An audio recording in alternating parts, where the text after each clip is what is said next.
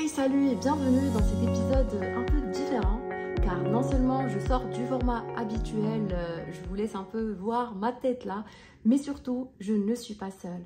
Je suis partie à la rencontre d'une personne exceptionnelle. C'est quelqu'un qui m'a d'ailleurs indirectement beaucoup aidé dans des moments un peu difficiles de ma vie. Aujourd'hui, je partage avec vous l'extrait de notre échange, une conversation spirituelle et qui pousse à réfléchir. Je vous rappelle que ce que vous allez voir dans quelques instants, c'est juste l'extrait de l'épisode qui sortira la semaine prochaine. Bonne écoute! Bienvenue Younes dans mon podcast et merci d'avoir accepté mon invitation. Merci Ouda. Avec plaisir. Qu'est-ce qui vous pousse vraiment à faire ce que vous faites aujourd'hui et à continuer de le faire? La vérité, je me pose la même question. Parce que c'est pas une décision qui est passée par le mental, mais quand on fonctionne avec le cœur et avec l'intuition, on les fait. Le plus important, c'est en faisant ce que je fais, je n'ai aucun doute, je ne me pose plus la question de est-ce que je suis à ma place. C'est ça qui résonne vrai. Vous étiez qui comme enfant? Dans quel environnement vous avez grandi? Je viens d'une famille extrêmement modeste. J'avais besoin de ces moments d'enfance, voire de gaminerie. J'ai clairement le souvenir d'un enfant qui avait aussi besoin de passer des moments seuls, où je me posais déjà des questions existentielles sur le monde, sur la création, sur le pourquoi des choses. Oui. Justement, ça me rappelle aussi mon enfance. J'aimais me retrouver avec moi-même parce que ça me permettait de divaguer un petit peu et de me questionner sur le monde. Et nous avions probablement, toi et moi, une grande chance qui m'a l'air de disparaître de plus en plus. Ça s'appelle l'ennui. C'est de cet ennui-là que l'imagination se développe, que l'intuition se développe. Aujourd'hui, je prends conscience que c'était des moments hautement spirituel, hautement existentiel.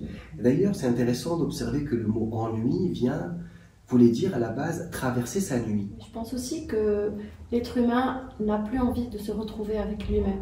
Vous parlez beaucoup de Dieu, vous avez toujours un Coran à la main et ça m'a tellement intriguée. D'où est-ce que ça vient? Mon rapport que ce soit au divin ou au texte sacré, c'est une recherche d'abord, non pas de Dieu, mais une recherche de moi-même. Alors, le rapport au Coran, c'est le rapport qu'on a à un guide. Grand pour moi, je ne l'aborde pas comme un livre, il y en a d'autres. Je l'aborde comme un recueil où je peux trouver les réponses aux problématiques que je traverse. Ceux qu'on appelle les prophètes eux-mêmes, ce sont des images de nous. Ce sont des projections de nous. Donc en apparence, c'est un livre. En apparence, il nous parle de personnages qui ont existé il y a 1500, 2000, 3000, 7000 ans. En réalité, il nous parle de tous ces archétypes, tous ces personnages-là sont des énergies que nous avons en nous. Et donc le Coran, quand on l'aborde comme ça, il ne parle que de nous. Donc, d'ailleurs, lui-même, dans un verset, il dit « Kitabun fihi dhikrukum ».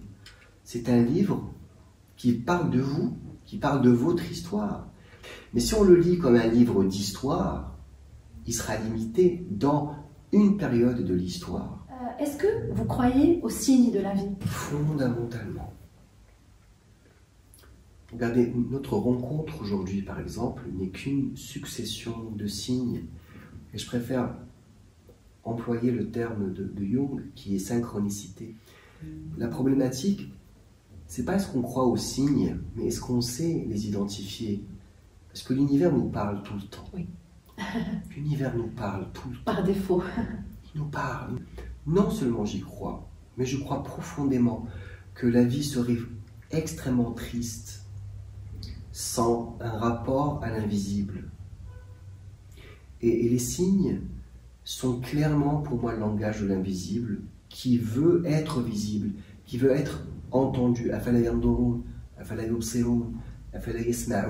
Moi, je relie tout à ma vie, donc j'essaie vraiment de tout décortiquer.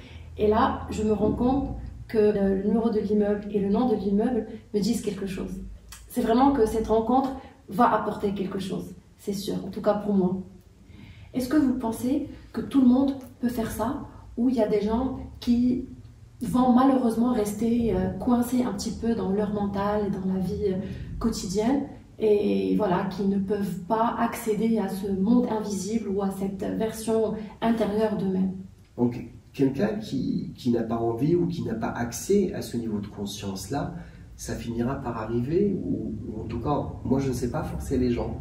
L'important, c'est que la personne soit alignée avec ce qu'elle vit. Si quelqu'un ne veut pas explorer le monde spirituel, ce que vous appelez le monde invisible, il n'est absolument pas intéressant qu'elle aille creuser ailleurs. L'important pour nous tous, c'est d'arriver à une sérénité de l'âme et du cœur. L'objectif final de tout être Il n'y a humain. rien de plus important que d'être serein. Quel a été le challenge le plus difficile que vous avez dû surmonter? Et je pense avoir goûté pas à tout, parce que sinon ce serait absolument invivable, absurde et presque injuste et invivable pour un être humain.